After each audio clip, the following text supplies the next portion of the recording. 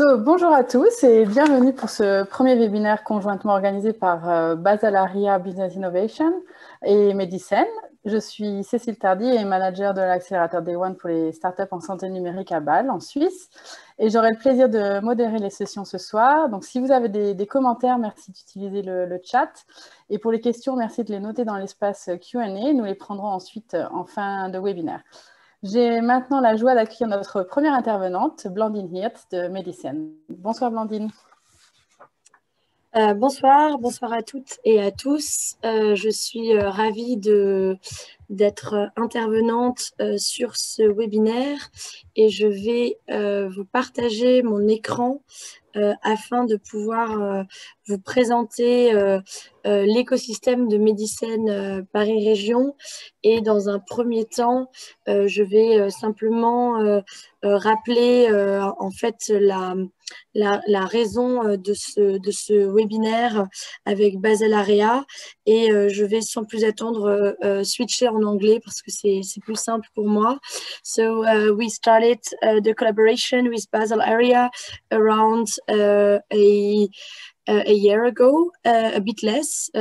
Actually, it was rather October, November last year. And we decided to organize a webinar together in order to introduce the Basel area and the Swiss, and in general, more the Swiss healthcare ecosystem with a focus on biotech, but also on a little bit on medtech and on e-health.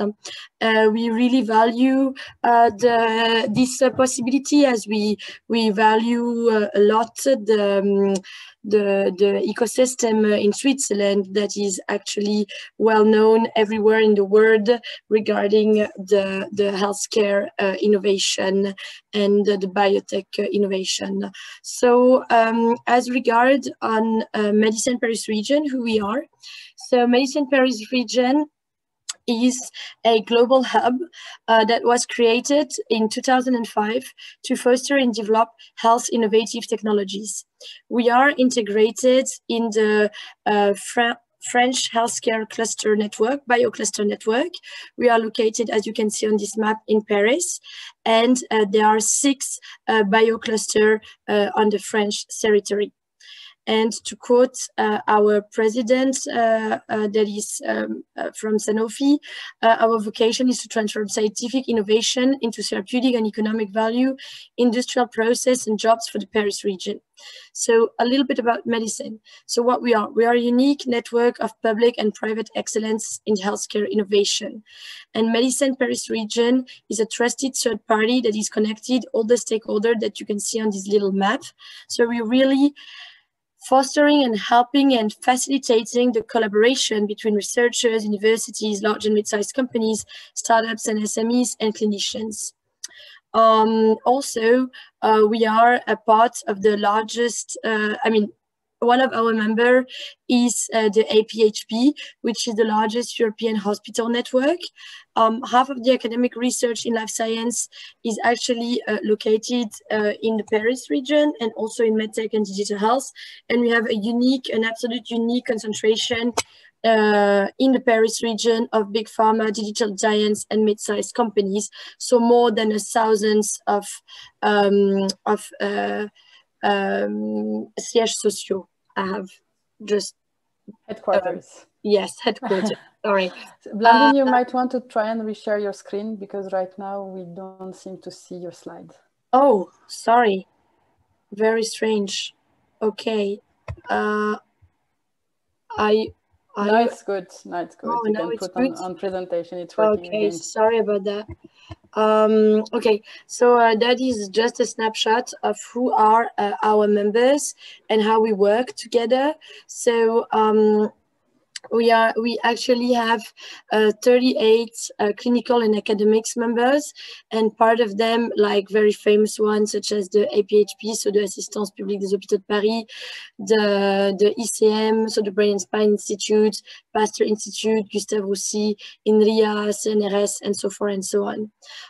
We also work very closely with the with the big corporates and such as Sanofi, Pfizer, Roche, and Novartis, to mention companies that are actually from Switzerland, but also medtech company such as Medtronic, as well as digital health companies, big digital health companies such as Philips or such as Inotera. And Thales, and our core members are, as you can see, are our startups and SMEs, and we are very proud of this huge amount of startups from the Paris region, but not just from the Paris region. So as a Swiss company, note that you can be a member of Medicine. Also, if you have not any address in the Paris region, it's easier for you if you are a French speaker company, because most of our events are still in French. Our international and European events are always in English, but the innovation team tends to still do their events in French. And then we are also working very closely with communities and partnerships, such as the BPI France, which is the National Bank of Public Investments, but also syndicates such as the SNITEM or the LEM for the pharma industry. Our action in a nutshell, so our action is really to create business and networking opportunities. So that's our co-action in terms of innovation. In terms of funding, we foster the emergence of innovation projects and find the most appropriate public and private funding.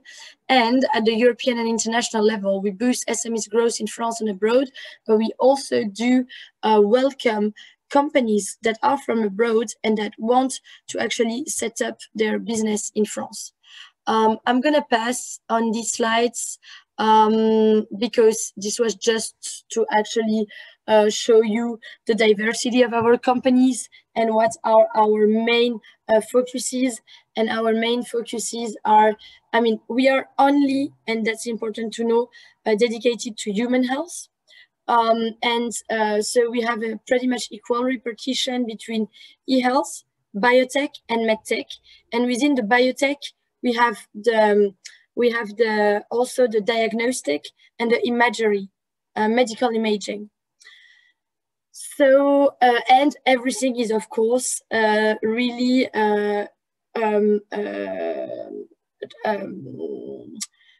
includes all those, so biotech, medtech, and digital health are, of course, including the question of AI and of healthcare data.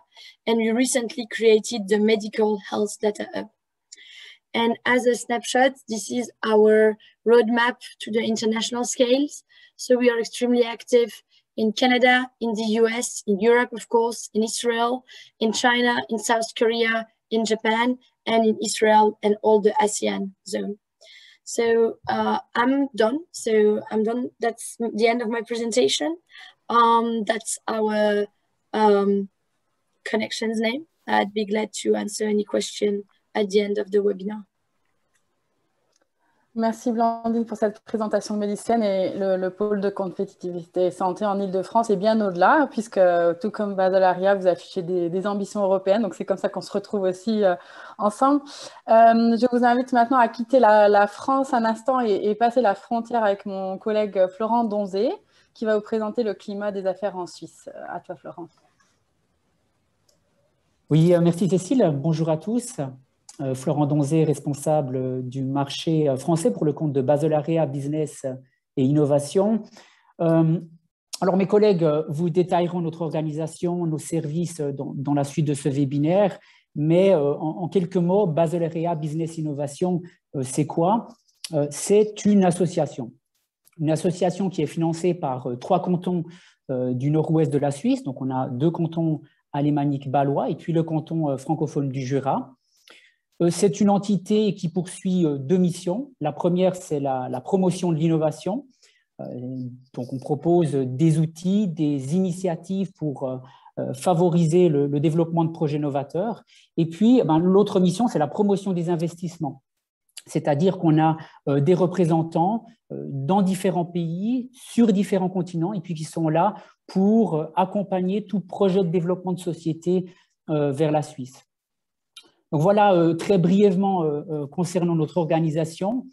Maintenant, peut-être avant de passer à ce qui nous intéresse aujourd'hui, en guise d'introduction, quelques indications concernant le climat général, on va dire, des affaires en Suisse, hein, pour ceux qui ne connaissent pas forcément, pour contextualiser aussi les interventions qui suivront. Alors, ce que je peux vous dire, c'est que les fondamentaux de base sont excellents. Il y a un faible endettement public qui était de l'ordre de 28% avant la crise Covid et qui va naturellement augmenter. On parle d'environ 35% du PIB, dû à l'argent qui a été injecté durant la crise. Cet argent, il a été injecté via 3 leviers. C'est tout ce qui est réduction de l'horaire de travail, donc on appelle aussi chômage partiel. C'est tout ce qui est prêt garanti par la Confédération. Et puis tout ce qui est aide à fonds perdus en faveur des entreprises impactées par la crise. Donc voilà, des mesures qui ont été mises en place pour maintenir l'emploi, apporter rapidement des liquidités, éviter aussi des faillites, et puis avec l'objectif, il faut sortir de cette crise, d'avoir une économie qui soit prête à rebondir. Et je crois aussi que les indicateurs le confirment, on voit déjà un rattrapage de la croissance du PIB qui retrouve gentiment, mais sûrement, son niveau et ses projections d'avant-crise. Concernant la fiscalité, alors la Suisse, elle offre un cadre fiscal qui est plutôt modéré. Il y a récemment une réforme de la fiscalité des entreprises qui est entrée en vigueur au 1er janvier 2020. Et puis, ça a le mérite, on va dire, de placer la Suisse sur l'échiquier de la fiscalité à un niveau très compétitif. Hein. Donc, on a des taux d'imposition effectifs qui varient entre 12 et 16% en fonction des cantons. Donc, voilà aussi les joies du fédéralisme. Hein. Quand les cantons sont souverains, ce sont 26 systèmes fiscaux différents. Un autre indicateur macroéconomique, et non des moindres, hein, le chômage, un chômage structurellement très faible, il a presque toujours été. Il n'a d'ailleurs pas augmenté plus que cela durant la crise. On a même actuellement une tendance baissière, hein, avec un taux de 3,1%, ça c'était en mai dernier, mais un taux très faible. Et un taux faible, ça peut aussi finalement poser des problèmes avec une pression sur certains postes, des difficultés aussi dans des secteurs d'activité spécifiques, des difficultés de trouver, par exemple, de recruter, par exemple, des candidats. Voilà ce qu'il en est peut-être du chômage. Vous dire aussi que la Suisse, c'est 1 franc sur 2 à l'export, donc une industrie qui est résolument tournée vers l'exportation. La stratégie, là derrière, c'est une stratégie de niche, hein, qui fait qu'on va développer des innovations en Suisse, on va sourcer des ensembles, des sous-ensembles à l'étranger, on va les assembler en Suisse, on va les réexpédier dans le monde entier. Et puis, le fait d'être majoritairement sur des marchés de niche, ce sont des marchés qui sont un peu moins concurrencés, où l'élasticité au prix elle est un peu plus importante, et puis ce qui permet justement de supporter des charges de structure qui peuvent être un peu plus élevées en Suisse que dans d'autres pays. Donc voilà, je trace un panorama un peu idyllique, vous me direz. Il y a néanmoins quelques défis. Un des grands défis, c'est bien évidemment la relation de la Suisse avec l'Union européenne, alors qui est quand même le premier marché, hein. Je ne sais pas si vous avez suivi l'actualité, mais la Confédération elle a récemment mis fin aux négociations autour de l'accord cadre avec l'Union européenne. Donc tout cela crée bien évidemment un certain flou, des préoccupations, hein, je pense notamment à ce qui est les grands projets de recherche scientifique entre la Suisse et l'Union européenne. Donc, à voir maintenant comment la Confédération elle va assumer cette décision et puis tirer, je l'espère, le meilleur parti de ses avantages. Donc, voilà en quelques mots ce que je voulais vous dire en guise d'introduction, ce qu'il en est du climat général des affaires en Suisse. Et puis, pour la suite, je repasse la parole à Cécile pour l'introduction de Madame Billmann. Oui, merci beaucoup Florent pour ce panorama des affaires en Suisse. Je vous invite maintenant à en savoir un peu plus sur l'environnement pour les biotech en Suisse, puisque c'est ce qui vous intéresse tous ici. Et so I now have the pleasure to welcome Heike Bielmann from the Swiss Biotech Association. Thank you very much.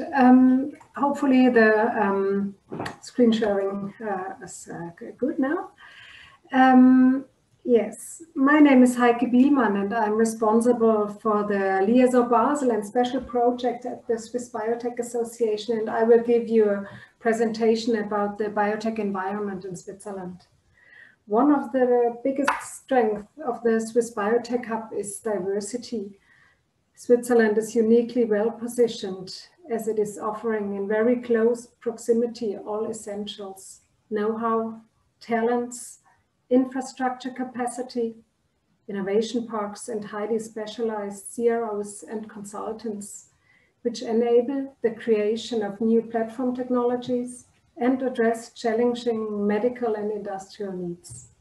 The combination of world-class universities, leading multinational pharma companies, and an excellent regulatory framework support the continuous growth of a powerful external innovation pool that complements the R&D capacity of the large pharma companies. We differentiate three segments of companies. In blue, therapeutic companies that develop new products, platform technologies, and diagnostics. And these companies are supported by the other two groups. In green, contract research organizations that provide operations in, for example, external manufacturing, analytics, and research capacity. And in red, the specialized consultants and advisors that help, for example, to develop effective protection of intellectual property, quality assurance, or design clinical trials. Together, these companies build a cross-functional network uniquely positioned in one of the most innovative biotech hubs in the world. In total, the full circle now represents more than 1,000 companies, which we list in the biotech directory. In 2020, the Swiss biotech industry was a strong contributor to the global response to mitigate the challenges of the COVID pandemic. At the same time, the Swiss biotech companies attracted a huge amount of capital investments. It is a strong sign of confidence that during the pandemic, the industry has seen record fundraising and R&D investments, and even expansion of the workforce. And for the 10th consecutive year, Switzerland is top in the Global Innovation Index. As one of the leading biotech hubs, Switzerland was well prepared to facilitate international collaborations and to contribute valuable solutions in response to the global COVID pandemic in high speed. Swiss universities, research centers, hospitals, diagnostic companies, biotech SMEs, drug manufacturers, and multinational pharmaceutical companies work together with their international partners to deliver a strong and effective reaction to contain the spread and impact of the virus. But despite COVID, investors provided a record number of 3.4 billion Swiss francs to advance their R&D portfolio of Swiss biotech companies. Most of these funds are unrelated to COVID and dedicated to projects in other disease areas. As they attracted record capital investments, the biotech companies also invested in funds. The R&D investments had already sharply increased during the last years, and it is important to note that the majority of these financial resources are provided to external research and development collaborations and thereby support another roughly 30,000 jobs in companies which offer external manufacturing, analytical and clinical research capacity. As the biotech sector continues to expand, also during the pandemic, the Swiss biotech R&D companies increased their workforce by another 8% in 2020. It is one of the differentiating factors that Switzerland has built an excellent startup environment in which new companies can be established effectively and receive financial and operational support. This slide shows an example of one of the organizations that have supported biotech startups since more than a decade. VentureKick invested over a period of roughly 15 years around 4 million Swiss francs in more than 80 Swiss companies. This is not a large amount given the capital-intense R&D programs such companies need to finance, but the early stage financial commitment has a huge leverage effect, and these companies subsequently secured close to 100 million Swiss francs in grants and almost 1 billion Swiss francs from investors, which means that the initial investments has been multiplied by a factor of more than 270. This affects that there is still in Greece, and most of these companies still exists and continues to raise funds. Next to the steady stream of biotech startups, the industry also invests in the expansion of patent portfolio. Switzerland does not belong to those countries that generates the largest numbers of patents, but since many years, Switzerland is in top position when the comparison is based on the so-called world-class patents.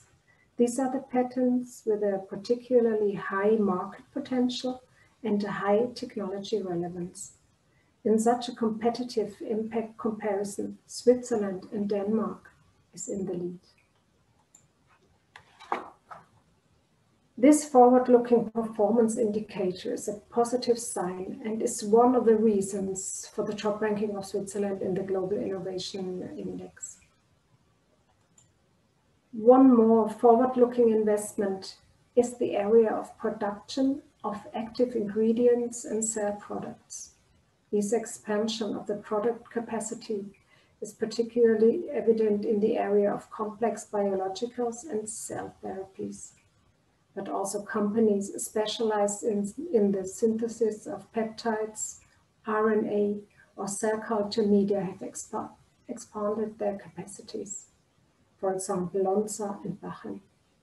These investments are driven by multinational pharma and biotech companies, as well as Swiss specialists. The steady growth is also contributing to the ever-increasing exports of Swiss biotech and pharma companies. Together, these companies exported pharmaceuticals, vitamins, and diagnostics valued at more than $100 billion in 2020, which corresponds to about 44% of the total Swiss exports. Switzerland has also constantly been on the top of the comparative tables when it comes to the attractiveness for international talents, innovative potential, quality of the infrastructure, and political stability. When multinational companies need to take strategic decisions, then the reliability and predictability of Switzerland prove to be attractive and valuable factors. In summary, Switzerland offers a comprehensive setup of attractive framework conditions and high quality of life. That is true for all regions in the country. Last but not least, a short note on the role of the Swiss Biotech Association. Currently, the member base comprises more than 300 companies, which correspond to about 30% of all biotech companies in Switzerland. All activities of the National Industry Association are supporting 4 mission objectives. The first objective is to develop and maintain optimal framework conditions. Even the perfect conditions are useless if the biotech companies lack the resources to exploit them. That is why our second mission objective is to support biotech companies in attracting talents, know-how, financing, and access to new technologies. Objective 3 and 4 on the networking focus on the networking and exchange of information. This is particularly a challenging task in the time of the COVID pandemic. But it is interesting to see that during this time, the scientific and international collaborations of the Industry Association continued to work really well. We also continue to update the Swiss Biotech Directory as a platform that enables international partners, investors, students, and companies to understand the opportunities the Swiss Biotech Hub is offering. And our industry convention, the Swiss Biotech Day, scheduled for September 7 in Basel, offers an effective exchange platform for both the biotech stakeholders and for our international partners. Let me give you a brief word on the success and value contribution of the Swiss biotech sector. 3 years ago, we initiated the Swiss Biotech Award to honor major achievements and key contributions. Together with our partners, we collect and celebrate the ones that have made a lasting impact. In 2019, the award went to some biotech pioneers, successful university spin-offs and technology enablers. And Vifor is a perfect example for an effective collaboration between biotech and medtech companies. In 2020, Actelion was awarded with 2 family-owned companies, Helsinn and Debiopharm, and startup support organizations. And for the first time, the award goes to an individual, the Nobel Prize laureate Werner Aber, for his extraordinary contribution in molecular biology more than 50 years ago. The nominees for 2021 include the manufacturer Bachem and Lonza, as well as innovators. They have led the way in antibiotic drug development, and Basilea for the work in the field of antibiotics. With this summary of the success stories, I conclude my presentation and invite you to check out the opportunities the Swiss Biotech Hub can offer for you, whether for your own company, for an attractive job, an effective collaboration, or as the place that offers you attractive investment opportunities. The Swiss Biotech Hub is successful with record capital and R&D investments, as well as a growing job market. So it attracts talents and investors alike. Please don't hesitate to contact us and have a look on our biotech directory, the Swiss Biotech report, or join us at the Swiss Biotech Day beginning of September in Basel. If you are interested in a membership at the Swiss Biotech Association, we offer the possibility for companies outside of Switzerland with an associated membership. Please come back to us for more details. Thank you very much for your attention. Merci Heike pour cette découverte du paysage biotech en Suisse. Donc n'hésitez pas à contacter Heike si vous avez d'autres questions. Et vous demandez probablement à présent, mais concrètement, si je suis intéressée, comment faire pour créer une filiale et obtenir la fameuse licence Swissmedic? Beatrice and Joanna will now share the keys to creating an affiliate and obtaining the Swissmedic license. Thank you very much. So I will give it a start. Welcome from the SFL side as well. On insights, how to set up an affiliate in Switzerland and obtain the Swissmedic license, as already mentioned in the kind introduction. So next slide, please. So the next slide shows you that SFL holds for the 2 Swiss companies their own establishment license, which is ensuring you on our experience in the field. Next slide. SFL actually stands for Solution for Life Science, and SFL is a global multidisciplinary consulting company, and the circle is just giving you an overview of the key area of expertise. The SFL team operates globally with the head office in Basel, and operates and provides strategic advice and of all sort of product categories which are listed on the slide.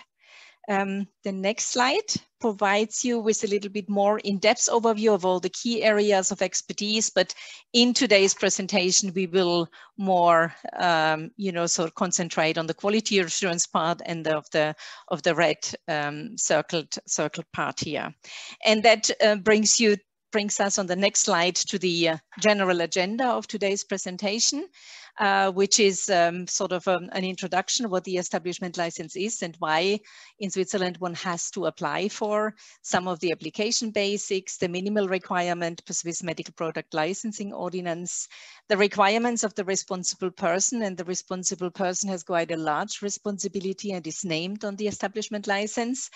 What is a prerequisite for obtaining an establishment license is, of course, the quality management system. You need to have set up a robust quality management system. And we will concentrate as well a little bit on what does it take from the inspection preparation to the inspection, and then afterwards, after a successful inspection, the receipt of the establishment license and some home messages. I think the quality and answer section is at the very end of all of the presentations, not just at the end of ours. That's what I wanted to clarify. Next slide. And you can already move on to the next one. So there are different type of establishment license one can apply for. So, and the final strategic choice is dependent actually on the supply chain model envisaged. So hence it is of utmost importance to define this very well in advance. And the license to be applied for could be manufacturing licenses, could be import license combined with wholesale and market or wholesale, and the import or wholesale could be combined with market release or without market release. There could be export licenses. What is famous for Switzerland and is not in other countries established is the foreign trade license, and of course progress and agents need licenses as well. Can you go to the next slide?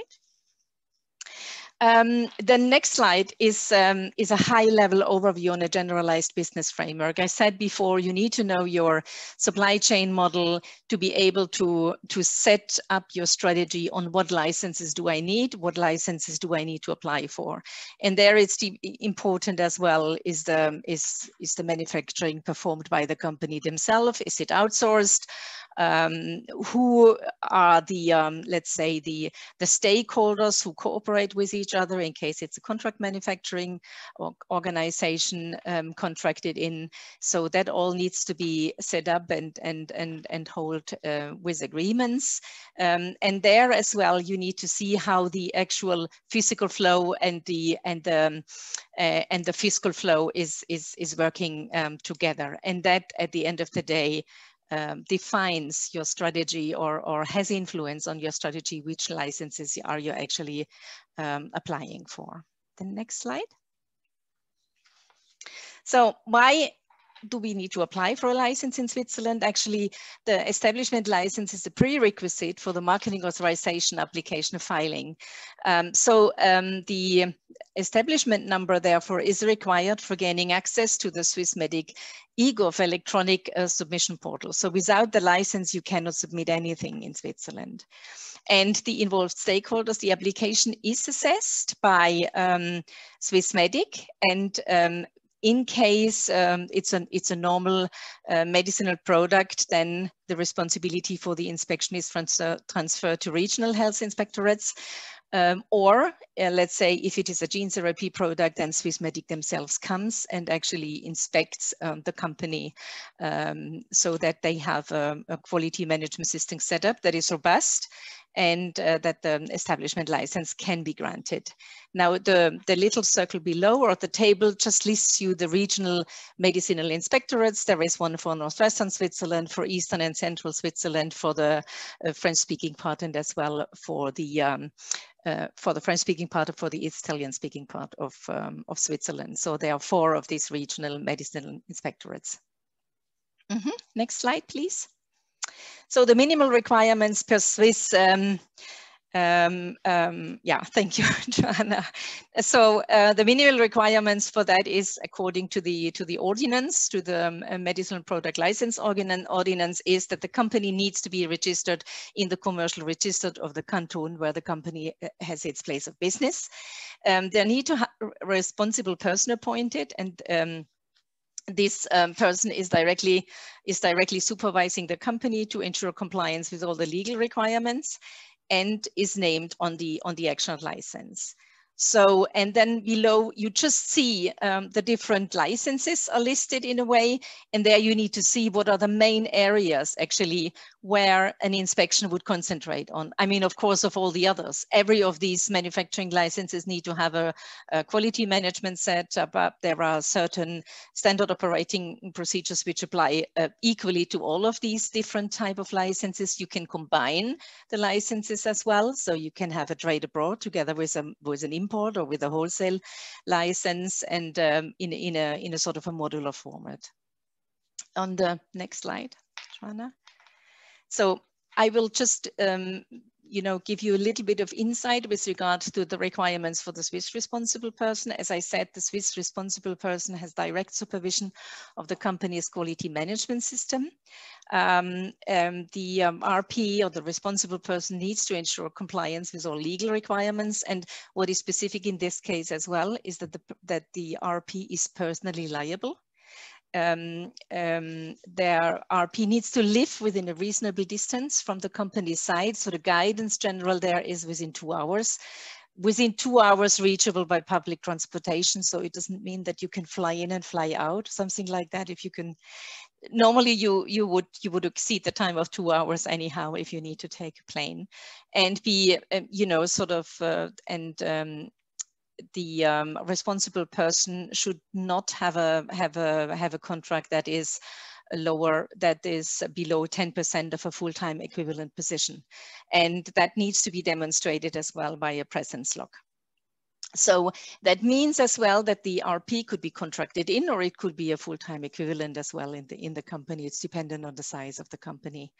And as I said, this 10% then would stand for approximately 16 hours per month. On a mandate basis, as I said, you can contract in the responsible person. And of course, that sort of service SFL is providing as well, either the RP or as well the deputies on a mandate basis. Now the Swiss responsible person has to show independence. So the Swiss responsible person has the authority to issue directives in the Swiss RP's regulatory remit. So therefore, the Swiss responsible person should not be a member of production or subordinate to the head of production. The RP makes the decision on the market release, the final decision, the rejection, the initiation of a recall independent from the company's management board. That means, frankly speaking, if management is not in agreement with a recall, but the responsible person considered that the recall is demanded and is necessary, then the final decision would be with the responsible person. So there is a lot of responsibility given to that person. Next slide. So then, of course, trustworthiness is an important point there. So the responsible person should not have been involved in any previous infringement of the Swiss Therapeutic Product Act, other Swiss laws or ordinances, or relevant infringements which are subject to legal judgment. The education and knowledge, so it's either that the RP holds a pharmacist diploma or other relevant expertise. So the other relevant expertise and qualification could be just by a biological natural science degree that is accepted as well if the experience can be demonstrated. Of course, a PhD in the area of natural science is of value as well.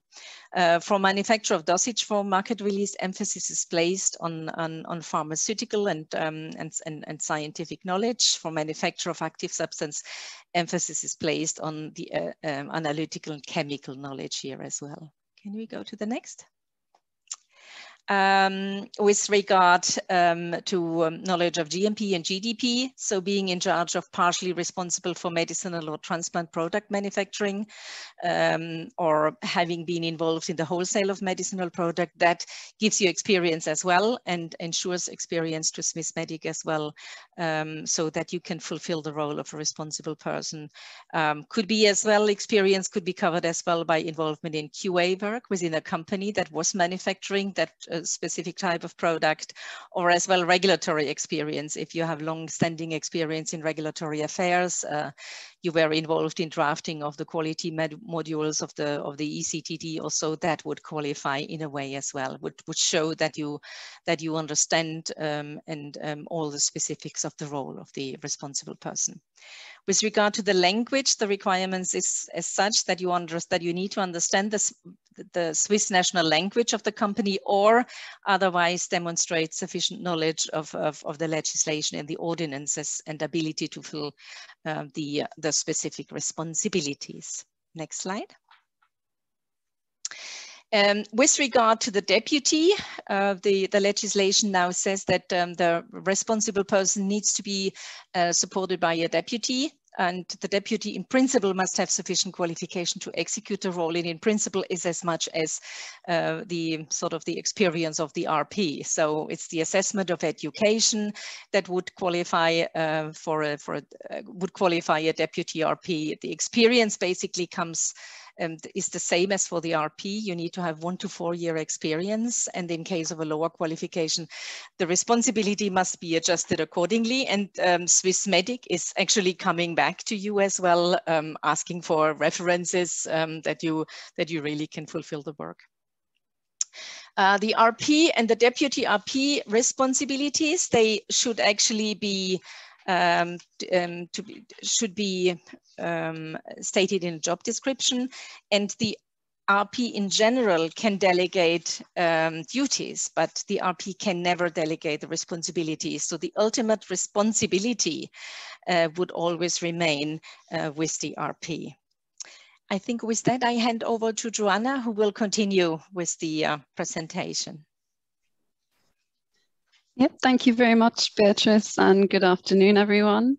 I'm Joanna Hanley. I'm Director of Quality Assurance at SFL. And in this next section of our webinar, we're going to go through some of the basics for setup of the Swiss affiliate, but also of the quality management system, which is a prerequisite for application for the establishment license. So to begin with, a published extract from the commercial register is a prerequisite for the establishment license application. And the company needs to be registered at a dedicated access controlled office space with the company logo and name clearly identified at the entrance, as this will be the site of the inspection. Certain mandatory functions within the organization should also be in place before submitting the establishment license application. This includes the general manager, who assumes overall responsibility for the company's activities and emissions. The Swiss responsible person, this is the role that Beatrice previously mentioned, who will be named on the license, and preferably their deputy. There's also a requirement to nominate a Swiss pharmacovigilance responsible person before submitting your application. So these roles should all be clearly identified on an organogram, together with any roles which have been outsourced to contracted third parties, or which are delegated to other entities within the organization. So moving on to setup of the quality management system. So for optimal design of the QMS, it's important to always keep in mind any existing structure and hierarchy of a pre-existing quality management system, just to ensure that any documents created to incorporate local requirements can be smoothly embedded within the existing system. Additionally, it's really important to establish from an early stage how much of the documentation can be local, or whether there's an overall company preference to have global documents or regional documents which are implemented across the company. So to really enhance the efficiency of QMS setup, it's strongly recommended to perform a gap assessment. Firstly, to identify any gaps from the Swiss requirements, but also to identify how to best address these gaps, which could be through a combination of adjusting global documents to incorporate local requirements, or by supplementing global SOPs with local work instructions, or thirdly, by creating local documents from scratch. However the requirements are incorporated into the QMS, it's really important to ensure that the RP's responsibilities are clearly reflected.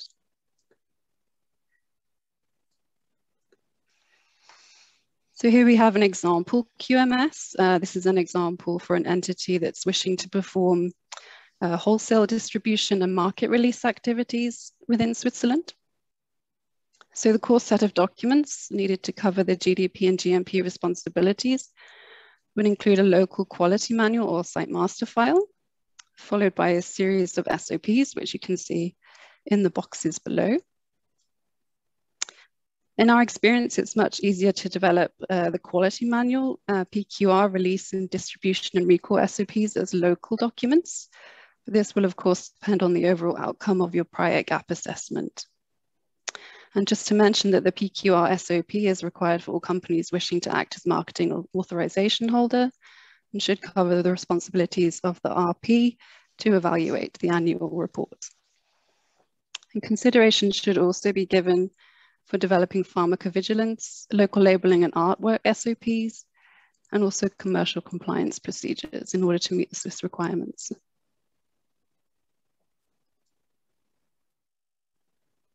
So contractual requirements should also be considered from an early stage, as development of quality agreements can be particularly time consuming, given the amount of stakeholders involved in the review process. And it's also important to remember that these documents can sometimes be requested prior to the inspection as part of the pre-inspection package, which we'll come to at a later point in the presentation as well. So the documents to consider should include any agreements with third parties, like a contract manufacturer or third-party logistics providers, but also with internal partners.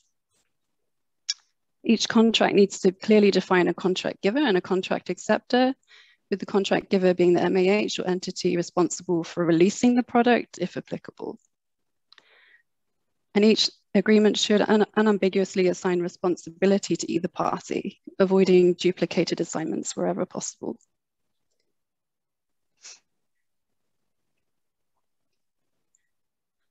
So now we just have a few tips for actual preparation for the inspection.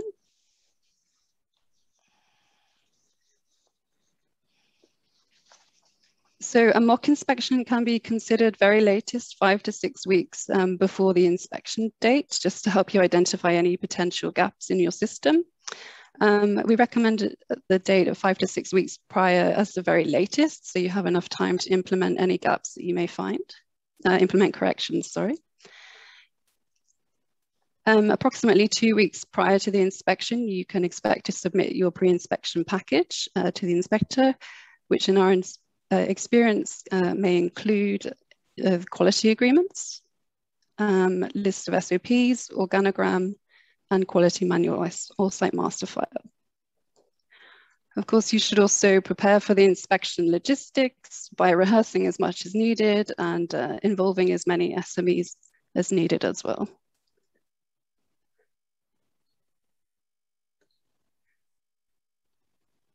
So the following 2 slides just provide an overview of the timelines for starting work on the quality management system setup up until the actual inspection day, and then from the actual inspection day from granting of the establishment license by Swissmedic. So generally it will take approximately 2 to 3 months to develop the quality management system, including all your local SOPs, contracts and work instructions. And the submission for the, the submission for the establishment license application should only take place once the QMS is at an advanced stage. So on top of that, you should consider a few weeks to receive Swissmedic's confirmation that they've received your application, and provision of tentative inspection dates usually comes approximately 2 to 3 weeks after you submit. So overall, there's a timeline of about 2 to 6 months from application to the inspection, depending on the type of product. with a somewhat longer waiting time for transplant or gene therapy products.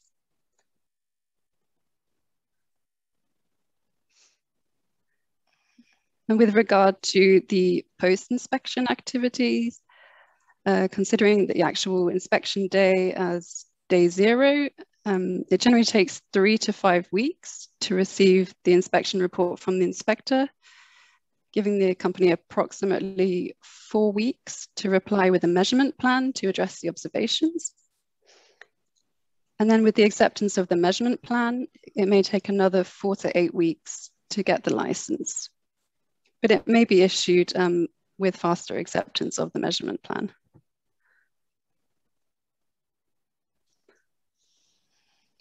So now we're moving on to the take-home messages, and as there's 2 of us presenting, we'll split the 2 slides between us. So it's important to remember that obviously the EU marketing authorization is not applicable in Switzerland. And so an establishment license is a prerequisite for submitting your marketing authorization application for the Swiss market. To begin with, the company has to be registered in the commercial registry, i.e. the company must be located within Switzerland. It's beneficial to establish your supply chain model in advance to determine the scope of your license. An inspection by Swissmedic or the regional inspectorate on behalf of Swissmedic is the basis for issuing the license. And a full quality management system has to be in place prior to submitting your application for the license. The QMS can be tailored according to the company's preferred structure, as long as the Swiss requirements are incorporated and the RP's oversight demonstrated. And a gap assessment prior to setting up your local QMS could be beneficial for identifying these requirements.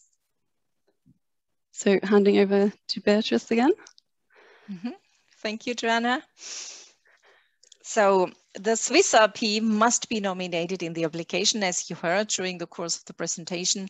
And what is important in this regard as well is that the person is personally liable for his or her actions. So the designated and properly qualified responsible person and the deputy must live in Switzerland or within maximum 2-hour driving or train distance. Qualified personnel can be contracted in to act as RP or DRP on a mandate basis for clients. A pharmacovigilance responsible person, Joanna mentioned that, and a deputy PVRP must also be designated if the holder of the establishment license actually acts as a marketing authorization applicant or marketing authorization holder. You should consider the time needed for the pre-applications through to obtaining the license, including the inspection preparedness activities. So as Joanna mentioned before, one should only apply for a license and hand in the license and submit the license once the quality management system is in a robust status, actually.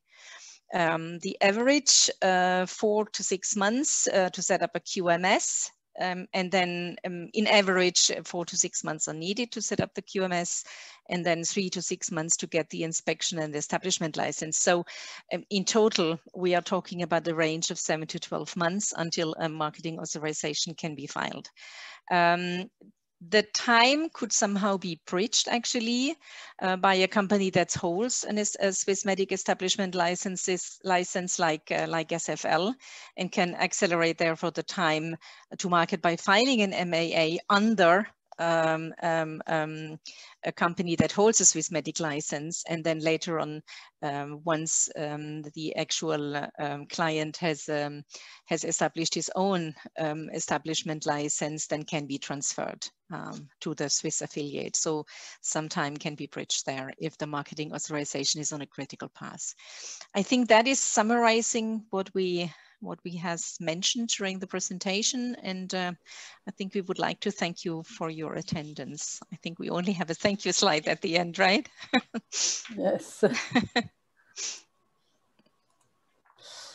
Merci Béatrice et Joanna pour ces informations très pragmatiques sur comment créer une filiale en Suisse et obtenir le fameux Graal de la licence Swissmedic. Nous allons à présent nous focaliser sur une partie de la Suisse qui est chère à notre cœur, puisque c'est la région de Bâle, qui regroupe 2 cantons germanophones, Bâle-Ville et Bâle-Campagne, et un canton francophone, le Jura. Et donc, je laisse le soin à mon collègue Maxime Hung de vous présenter notre organisation.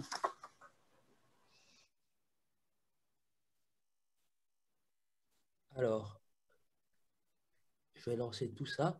Alors, messieurs, dames, bonsoir à tous, toutes, pardon. Je suis Maxime Hung, le représentant France de Basel Area Business et Innovation.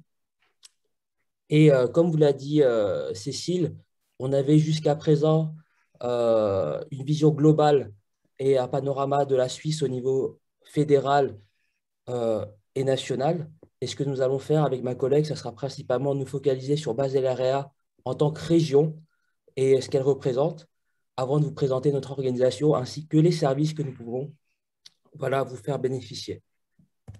Alors, sans plus tarder, un peu de géographie. Donc, Basel Area s'étend sur une surface d'environ 1400 km². Donc, 3 cantons la composent. Donc, 2 cantons germanophones, comme Cécile vous l'a précisé, donc Basel-Stadt, Basel-Landschaft.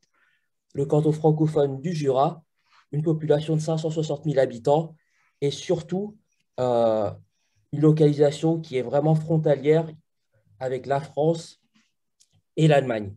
Un dernier chiffre que je voudrais mettre en avant, donc 3 millions, c'est la population active qui travaille dans un rayon d'1 heure de transport vis-à-vis de Basel Area. En parlant de transport, cette slide-là vous permettra aussi de voir que la région est très bien desservie. On a l'aéroport international de Bâle-Mulhouse qui dessert toutes les grandes villes européennes. Vous êtes du coup à 1 heure de Paris et à 55 minutes environ en train de Berne, la capitale, ou de Zurich.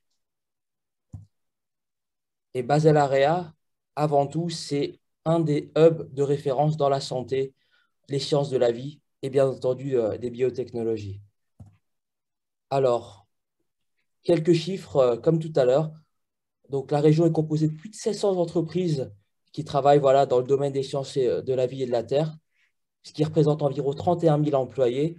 Vous avez des universités de prestige qui sont dans la région et tout autour.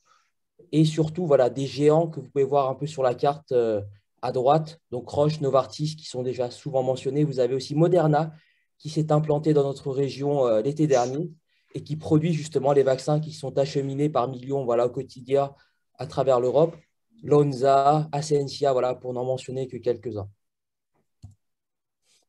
Alors, sur cette slide, je voulais aussi préciser et vous expliquer qu'à Basel Area, vous pouvez retrouver tous les services au niveau de la chaîne de valeur, depuis les phases de R&D, en passant par les essais cliniques, l'activité manufacturière et la commercialisation. Donc, vous avez tous les interlocuteurs qui sont concentrés dans un seul et même endroit, et cela ajouté à un vivier de talent de 3 millions de personnes qui travaillent dans la région. Sur cette petite slide, je voulais vous montrer justement la haute concentration, la densité de l'activité de fabrication dans le domaine pharma et biotech à Bâle. Donc, rien que pour Novartis et Roche, vous avez pas moins de 6 sites de fabrication dont le secteur emploie environ 7000 employés avec des produits qui sont ensuite exportés dans plus de 150 pays dans le monde. Alors, en choisissant Basel Area, je voulais aussi revenir sur le talent pool, donc le vivier de talent. Vous avez 3 millions de personnes avec un vivier qui est trinational. Donc, vous pouvez recruter aussi bien des Suisses, des Français et des Allemands avec des profils sur toute la chaîne de valeur et qui correspondront aussi bien à des postes pour des startups que des grands groupes. Et cette petite slide peut vous montrer le nombre de travailleurs transfrontaliers, aussi bien français, allemands que suisses. Parce que d'autres travailleurs suisses viennent aussi des autres régions et toutes ces personnes transitent par Basel Area au quotidien pour le travail. Alors maintenant que vous en savez un peu plus sur Basel Area en tant que région, je voulais vous présenter notre organisation, donc Basel Area business et innovation.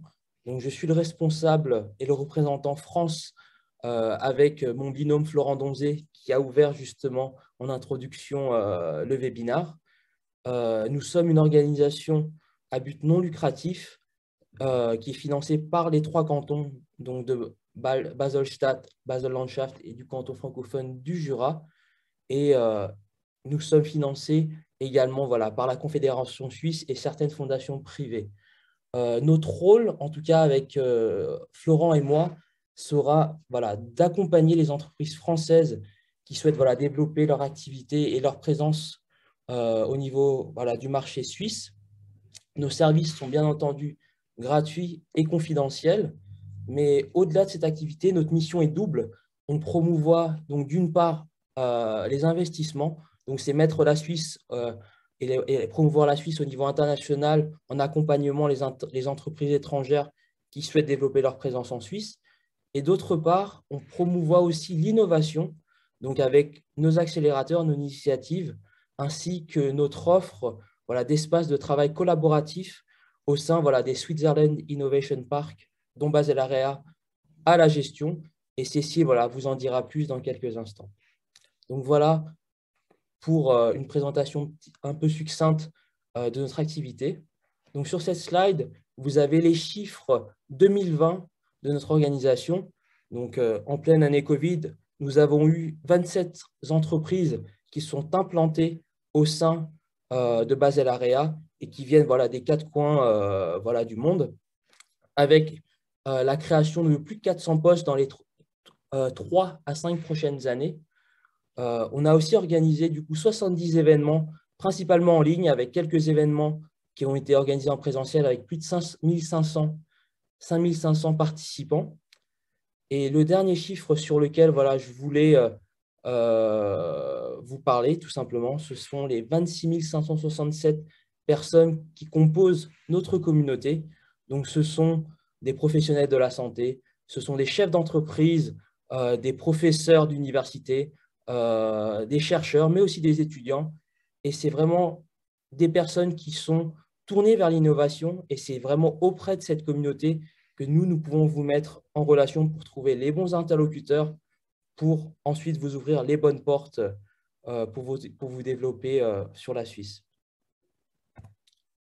Alors, en un mot, et pour tout simplement résumer, donc Basel Area Business Innovation vous accompagne depuis la naissance de votre projet de développement en Suisse jusqu'à sa concrétisation et même au-delà, en vous ouvrant les portes de notre communauté et en étant aussi à vos côtés tout du long en cas de besoin.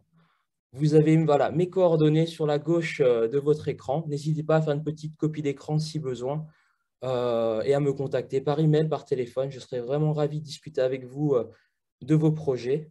Et avant de terminer et de céder la parole à ma collègue, je voulais juste vous montrer une petite carte et vous présenter la team IMBA, qui est donc International Markets and Business Affairs, avec une présence de notre équipe aussi bien en Amérique, en Europe et en Asie. Et nous serons, avec Florent et moi-même, vos contacts privilégiés pour le marché français. Donc, merci pour votre attention. Et Cécile, je te laisse la parole et prendre la suite. Merci Maxime pour ce panorama de notre écosystème bâlois et de notre organisation Basel Area. Comme le disait Maxime, au-delà de soutenir l'installation et l'expansion des entreprises en Suisse, Basel Area a également pour mission de soutenir l'innovation et l'accélération. À ces fins, donc, nous offrons des prestations de conseil, nous facilitons la mise en relation, gérons plusieurs programmes d'accélération et proposons de nombreux événements et ateliers. Et donc, je vous propose de découvrir maintenant les 3 programmes d'accélération de l'innovation que vous voyez sur le slide à l'instant. Base Launch, donc, qui est focalisé sur tout ce qui est biotech, therapeutic innovation. Day One, qui est l'accélérateur en santé digitale et medtech. Et le I4 Challenge, qui est le programme d'accélération pour la transformation industrielle. Donc, le but étant toujours, autour de nos activités, de mettre en relation les gens, d'avoir des événements à impact aussi pour inspirer voilà, les innovateurs et les aider à progresser dans leur projet. On a notamment des projets qu'on appelle des Catalyst Projects pour activer l'écosystème. Donc, c'est typiquement des projets qui viennent de notre environnement, que ce soit via un hôpital, via une start-up, via une biotech, via une PME nouvelle ou nouvellement installée ou en expansion dans notre région. Et donc, les 3 programmes d'accélération avec chacun leur focus particulier pour aider les entrepreneurs à démarrer leur projet et à grandir. Et également, activer les marchés internationaux. Donc, c'est le rôle de mes collègues Maxime et Florent que vous avez entendu précédemment, ainsi que l'activation d'espaces dédiés voilà, à l'innovation et à la mise en relation. Donc, c'est via nos parcs d'innovation suisse dont je parlerai à la fin. Donc, l'innovation, l'accélération de l'innovation sur Basel-Aria, c'est en fait 3 programmes. Le Base Launch qui est focalisé sur biotech, qui a déjà incubé 13 compagnies et qui vient d'accueillir les 2 dernières récemment, ces 2 dernières semaines, qui est sponsorisé et soutenu par nos partenaires tels que Roche, CSL Behring, Roivant, Versant Venture, Johnson & Johnson et des venture capitalistes. C'est plus de 250 millions de fonds levés ces 3 dernières années. Day One, c'est le programme qui est focalisé sur Digital Health, qui a déjà accéléré 23 startups depuis 3 ans. Donc, on vient de finir le programme la semaine dernière avec la dernière cohorte. Il y a un portefeuille de startups qui est évalué à plus de 40 millions à ce jour. Et i4 Challenge qui focalisait plus sur la partie Manufacturing Innovative Industry, donc les PME, Smart Manufacturing. Et donc, eux ont accéléré déjà plus de 21 compagnies et chaque année déroulent plus de 70 projets et, dans ce focus. Donc, je vais me focaliser maintenant sur celui Baseland, qui est probablement le programme qui intéresse la plupart d'entre vous, puisque le webinaire est sur les biotech. Donc, Baseland, en fait, à 4 étapes. Premièrement, le sourcing. Donc, on regarde des entreprises à travers l'Europe. On reçoit beaucoup de candidatures. Je voyais précédemment qu'il y avait dans le chat une personne qui posait pas mal de questions et qui était apparemment au courant du programme, donc je vous invite à le découvrir. Je vais couvrir les aspects principaux. C'est plus de 600 projets screenés parmi les candidatures depuis 2018, donc ces 3 dernières années. Le focus, comme je disais, est vraiment sur therapeutics et biotech. Pas de domaine de maladies particulières, enfin de therapeutic areas, de modalités. Ça peut être, vous verrez dans le portefeuille, il y a beaucoup d'oncologie, mais il y a aussi immuno, il y a aussi cardiovasculaire. Critère clé étant que le projet doit être très innovant, une science appuyée sur une science solide, une équipe engagée et puis un parcours réaliste vers la série A, puisqu'en termes de financement, on est en pré-seed, seed funding jusqu'à Series A. Et ça peut être très bien des projets qui sont voilà, liés à un postdoc ou par un professeur en université, comme des équipes qui sont déjà un peu plus avancées et qui travaillent ensemble depuis un certain temps. Au niveau de la sélection, donc, on sélectionne les projets tout au cours de l'année. C'est à peu près 150 candidatures par an, qui sont screenées avec l'ensemble en fait, de nos partenaires. Revue initiale des dossiers, après une première sélection, c'est à peu près 30 par an. En général, il y a une visioconférence avec les biotech pour faire connaissance voilà, de l'équipe, poser des questions, en savoir davantage sur le projet ou sur l'équipe. Au niveau revue détaillée, il y en a à peu près une douzaine. En général, c'est base launch avec les partenaires voilà, de l'incubateur et des consultants externes sur des topics particuliers. Et après, on donne en général du soutien à environ 4 biotech par an sur décision du board qui est donc composé de Base Launch et puis de nos partenaires. Support fourni, donc vous voyez, c'est jusqu'à 500 000 $ de financement. Il y a des milestones, bien entendu, de maturation du projet, accès à nos partenaires et puis on aide aussi l'entreprise a monté l'équipe et puis la compagnie. Donc, ce n'est pas un obstacle si vous n'avez pas encore une société enregistrée. C'est en fait aussi bien parce que parfois, ça pose des problèmes au niveau de l'intellectual property. Donc, si vous n'avez pas encore l'établissement, ce n'est pas un souci, ça ne doit pas vous arrêter. Et bien entendu, l'accès aux laboratoires et aux infrastructures d'innovation. Donc, comme je disais, à présent, on a 13 ventures, plus les 2 nouvelles qui sont arrivées ces 2 dernières semaines.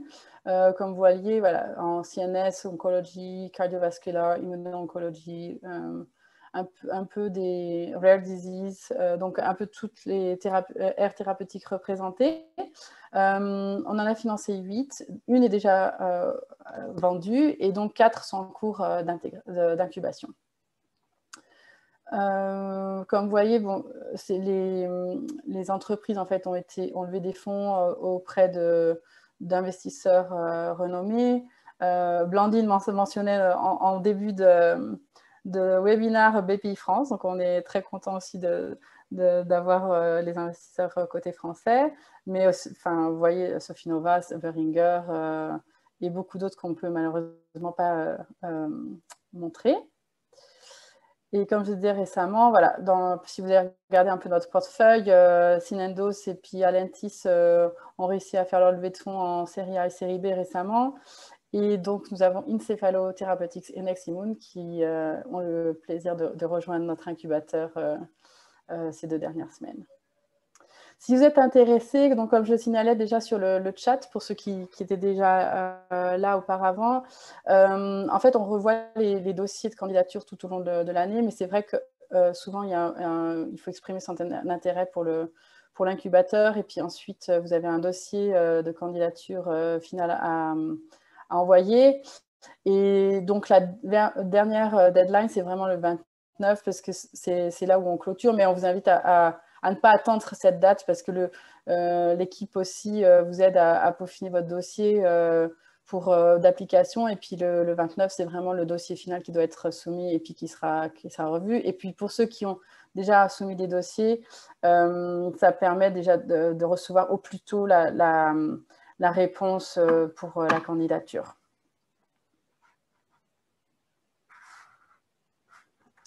Donc, si vous souhaitez en savoir plus, n'hésitez pas à consulter le site web de Base Launch et à candidater pour rejoindre l'incubateur et peut-être faire partie de nos prochains succès. Donc, c'est tout ce qu'on vous souhaite. Et puisque nous parlions d'accès à des espaces et infrastructures d'innovation, donc, nous avons également le programme d'accélération en Digital Health, puisque Blandine mentionnait que vous êtes aussi, parmi les membres de Medicine, il y a des entreprises et des startups focalisées sur MedTech ou Digital Health. Donc ça, c'est plutôt le programme Day One qui s'adresse à vous, si vous faites partie de ces entreprises. Notre ambition est clairement affichée et c'est de devenir le numéro 1 au niveau européen en Digital Health avec un focus particulier sur les startups en scale-up, donc déjà un produit lancé sur un marché et on vous aide à le lancer sur d'autres ou à développer un nouveau produit ou un nouveau service.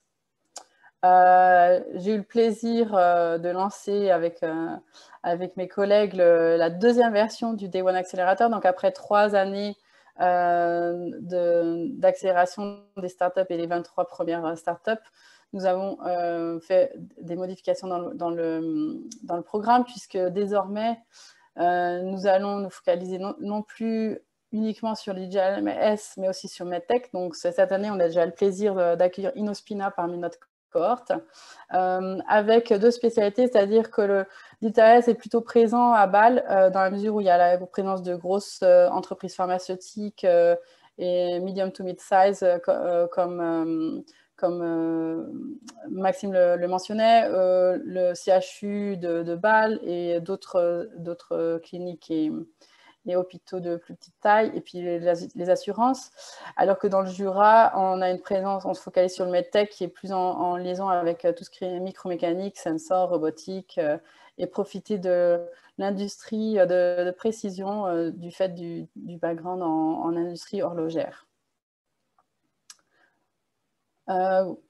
juste pour vous présenter brièvement le programme, donc le programme d'accélération Day One, il offre jusqu'à 50 000 francs de financement et de support aux startups, accès à l'innovation et aux infrastructures, donc les espaces dédiés que je vais vous présenter dans un instant, et puis un accès à nos partenaires et nos investisseurs. On est toujours à la recherche de collaborateurs et de partenaires, donc si ça vous intéresse soit d'en savoir plus, soit d'établir un partenariat avec nous, n'hésitez pas à me contacter. Vous voyez mes coordonnées qui s'affichent sur votre écran. Et donc, je vous parlais d'accès à des espaces et d'infrastructures d'innovation dans tous nos programmes d'accélération et d'incubation. Et du coup, c'est le moment de vous présenter les Switzerland Innovation Park. Donc, nous, on se focalise sur Basel Aria, puisque c'est Basel Aria Business Innovation qui gère le CIP Basel Aria. Donc, qui fait office de catalyseur d'innovation et d'accélération des entreprises. L'idée, c'est de mettre de relier des personnes, des idées, des passions. Et du coup, notre parc d'innovation, en fait, englobe 3 sites pour mettre à disposition des installations communes et des zones de coworking. Donc, c'est des espaces collaboratifs qui permettent de mettre en réseau, de soutenir les passionnés de biotech ou de digital health comme vous, de technologie médicale, de santé numérique. Donc, on a un campus principal. Donc là, ce que vous voyez, c'est le nouveau campus, puisque le site existant, les 6 000 m² qu'on avait déjà, en fait, étaient devenus bien trop petits. Donc, on a vu les choses en grand. Et l'année prochaine, d'ici le 3e trimestre, en fait, on lancera le nouveau site de plus de 50 000 m². Donc, vous avez bien entendu. Je vous donne quelques images du site en construction. Donc, c'est plus de 40 000 m² de bureaux, mais aussi de laboratoires, en fait, pour répondre aux besoins des entreprises, notamment des biotech. C'est aussi des laboratoires équipés, du coworking, que ce soit pour des entreprises ou privées. Et donc, si vous souhaitez en savoir plus, je vous invite à consulter le site web maincampus.ch. Je vous laisse découvrir quelques visuels du futur site. Et l'autre site qui est lié aussi à notre accélérateur, donc c'est le site qui est sur le campus Novartis. Donc on a été les premiers à être accueillis en tant qu'externes sur le site de Novartis, que certains d'entre vous connaissent peut-être s'ils sont venus à Bâle. Donc le but, c'est toujours de mettre en relation les startups avec les pharma et l'environnement de notre écosystème. Du coup, on a ouvert il y a un peu plus d'1 an, un espace dédié à la santé numérique, aux technologies de la santé. Donc, où il y en a beaucoup, forcément, de startups de l'accélérateur, mais aussi des gens qui ont la même passion et qui ont envie de se connecter à notre environnement. Donc, c'est 500 m². Voilà, au cœur du campus Novartis. Et notre 3e site, le plus récent, c'est celui du Jura qui a été lancé il y a 1 an et demi maintenant, donc qui est spécialisé pour les medtech, technologies médicales, aussi la santé numérique, technologie de la santé et la transformation industrielle. Donc là, je vous montre notre programme Industrie 4.0 qui est le i4 Challenge que j'évoquais au tout début de cette présentation. Et du coup, le site du Jura héberge les programmes de i4 Challenge et le futur accélérateur de medtech qu'on vient de lancer. Et puisque nous parlons d'innovation et de soutien aux entreprises, qui mieux qu'une biotech française installée en région bâloise pour en parler. Donc, je vous remercie au nom de Basel Aria pour votre attention et j'ai le plaisir maintenant d'accueillir Damien Evekos de la société Alpha Anomérique.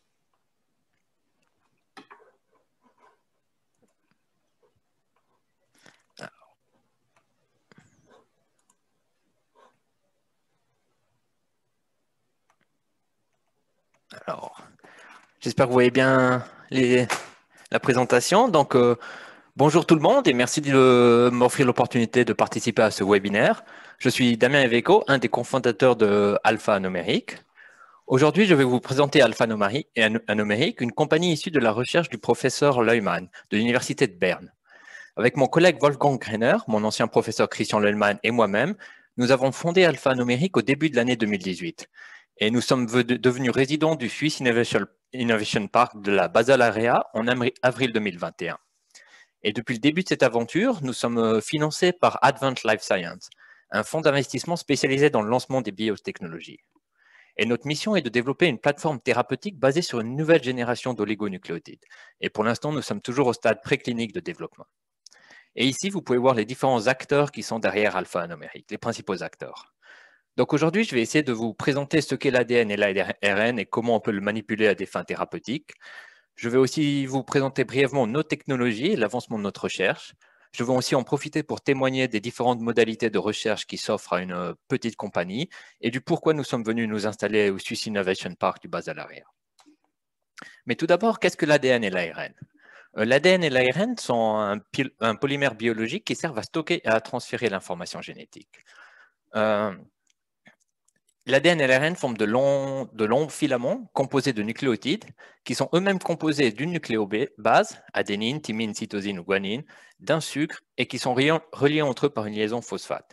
Et la spécificité de l'ADN est que chaque nucléobase paire avec un partenaire unique. Ainsi, la thymine paire avec l'adénine, la cytosine paire avec la guanine. Et ainsi, un brin d'ADN pourra reconnaître et se lier avec un autre brin d'ADN ayant une séquence complémentaire formant une double hélice.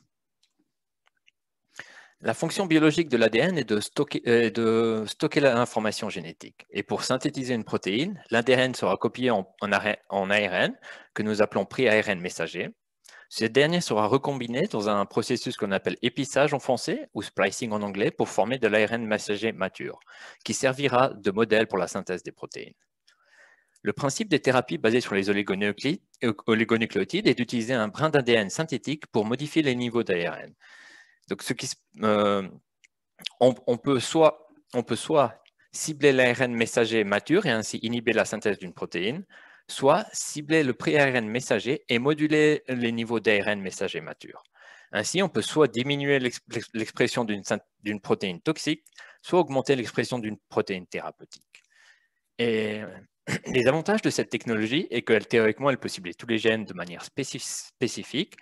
Le design du potentiel médicament est aussi simplifié, vu qu'il suffit de connaître la séquence de l'ARN complémentaire. Et les principaux challenges sont liés à la biostabilité, vu qu'un brin d'ADN, si on utilisait un brin d'ADN naturel, il serait complètement métabolisé avant d'atteindre sa cible, et la liaison phosphate étant la principale source d'instabilité.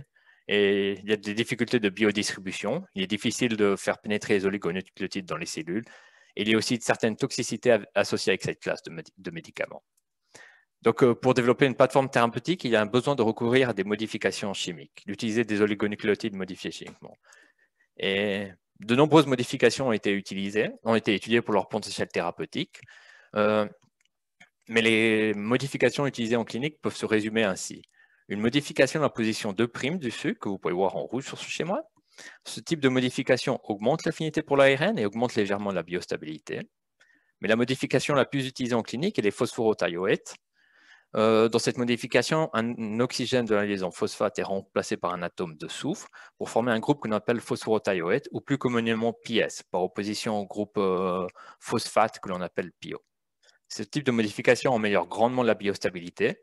Les oligonucléotides avec des groupes PS ont aussi une meilleure biodistribution, mais le gros désavantage de cette modification est qu'elle augmente grandement la toxicité des médicaments, diminuant l'index thérapeutique. Et de plus, elle réduit légèrement l'affinité pour l'ARN. Ces deux modifications sont utilisées conjointement en clinique. Et juste pour montrer le potentiel des thérapies basées sur les oligonucléotides, j'aimerais citer deux exemples. Premièrement, Spinraza, qui a généré 500 millions de revenus pour le premier trimestre de 2020. Il s'agit d'un médicament pour traiter l'atrophie spinale. Et deuxièmement, Inclisiran, un médicament pour diminuer le cholestérol. Et les droits de ce médicament ont été rachetés par Novartis pour 10 milliards.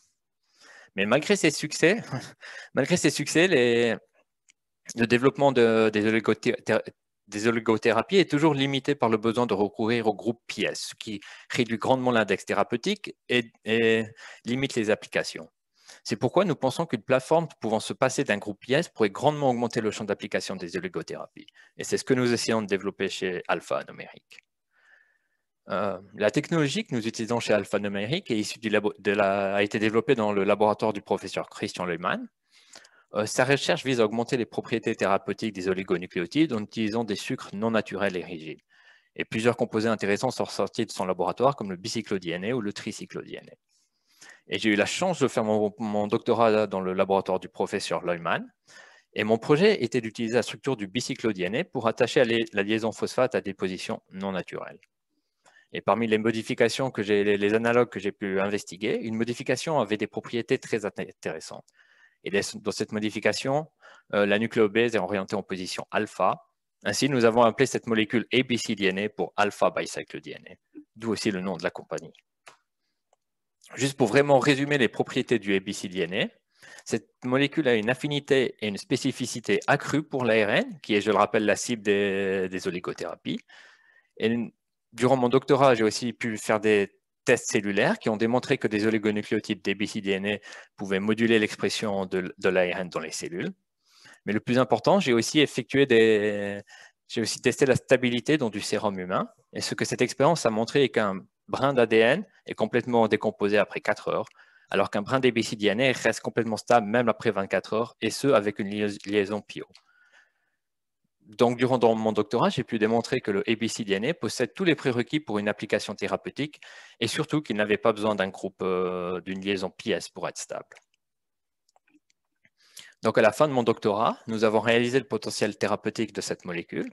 Et avec mon collègue Wolfgang Renner, mon ancien professeur Christian Leumann et moi-même, nous avons fondé Alpha Numérique. Le goal pour développer les applications.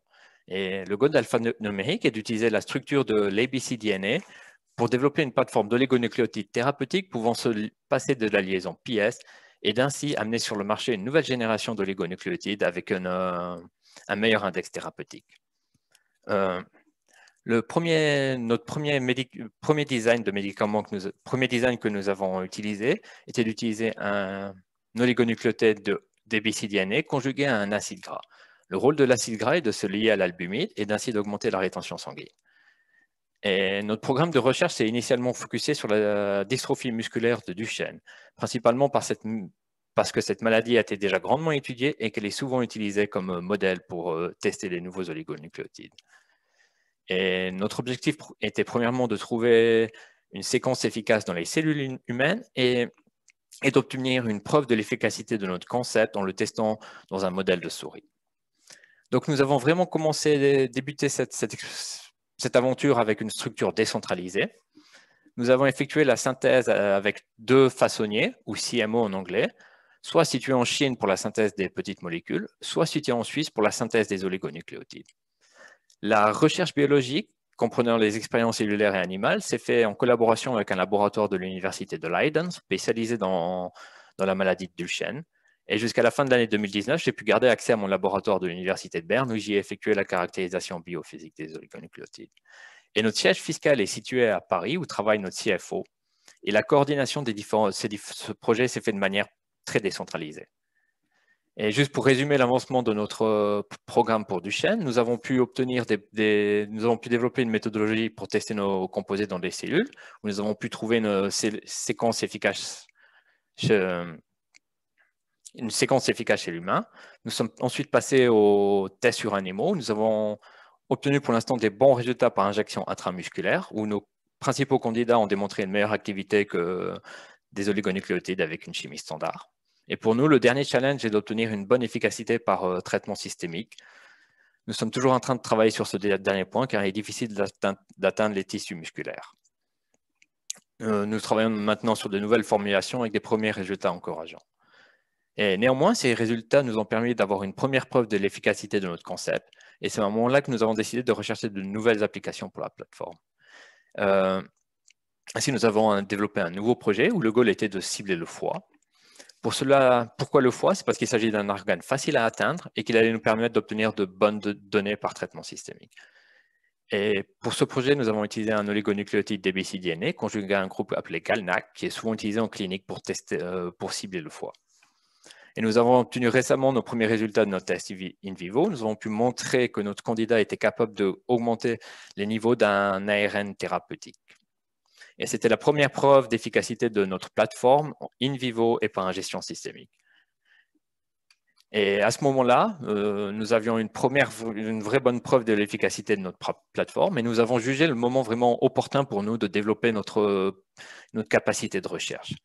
Et nous avons réfléchi sur les différentes modalités de recherche que nous pouvions mettre en place, que je résumerai en trois options. Premièrement, une collaboration universitaire.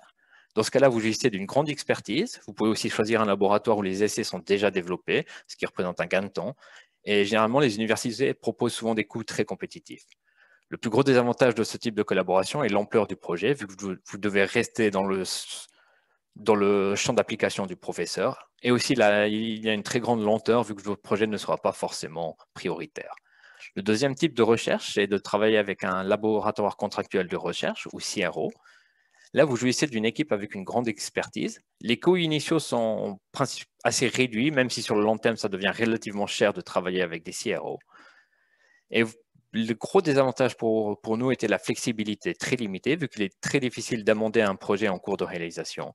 Et aussi, vous avez peu de contrôle sur les expériences qui y sont faites, vu que vous recevrez un package de données après que les expériences soient faites. Et la dernière option était l'ouverture d'un laboratoire. Cette option offre la plus grande flexibilité, la plus grande réactivité et rapidité, ce qui est un énorme avantage.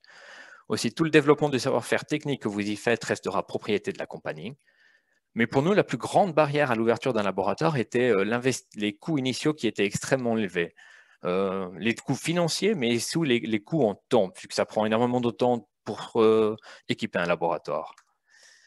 Néanmoins, nous avons jugé que nous avons besoin de cette flexibilité.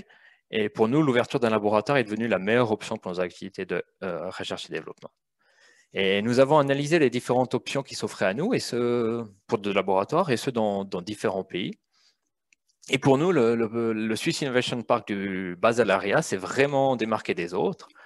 Et pour nous, le plus grand avantage était la facilité d'établissement,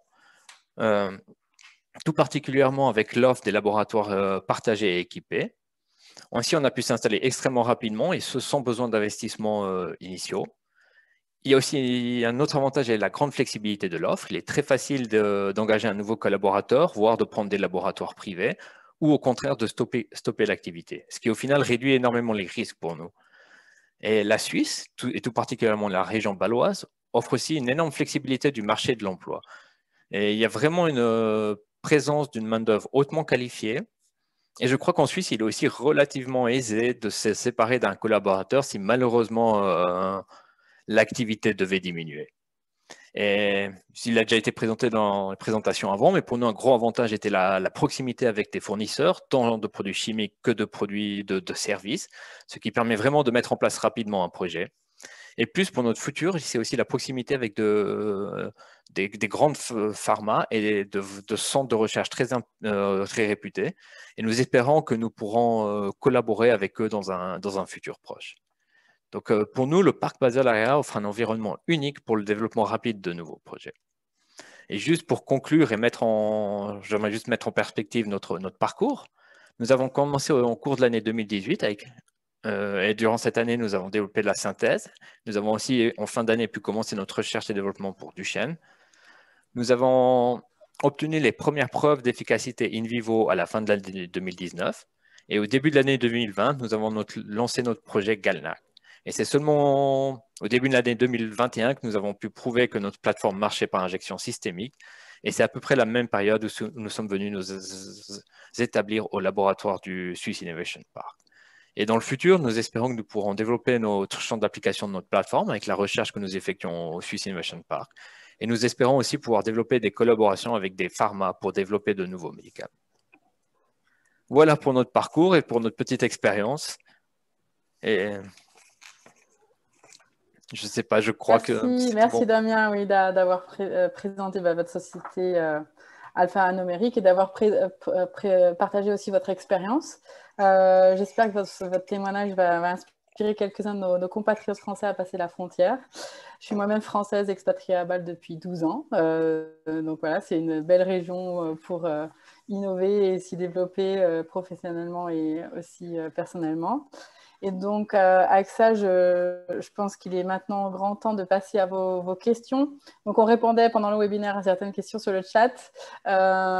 Si vous avez d'autres questions, n'hésitez pas maintenant à les mettre dans l'espace Q&A qui est en bas à droite de votre écran.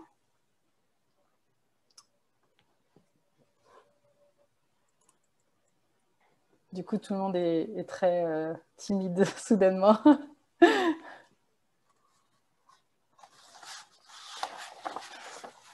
Je sais qu'on a encore une vingtaine de personnes, donc n'hésitez pas, c'est le moment où vous aurez peut-être la réponse en 101, en direct.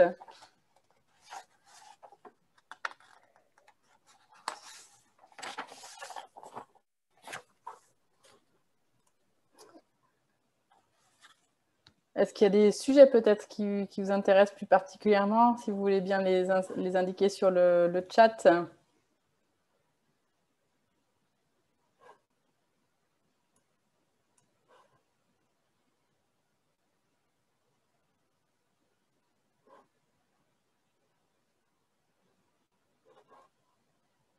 Ça veut dire que toutes les présentations étaient très claires ou que les gens sont trop timides pour poser les questions.